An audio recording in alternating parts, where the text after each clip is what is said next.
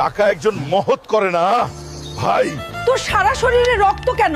কি হয়েছে? দাদি, বাজার থেকে আসার পথে সাইকেল দুর্ঘটনা ঘটেছে।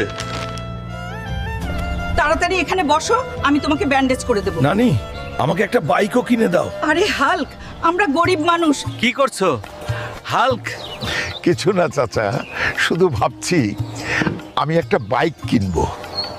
ও পাগল হাল্ক, তোর বাইক কেনার জন্য টাকা দরকার, তুই টাকা পাবি কোথায়? চাচা চিন্তা করো না, আমার একটা জঙ্গল আছে তাই না, আমি সেখান থেকে গরু ধরবো আর বিক্রি করবো।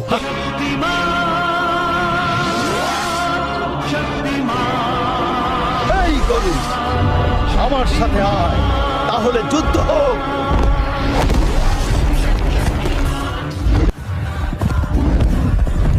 এইবার আমার বাইক কেনার স্বপ্ন সত্যি হবে।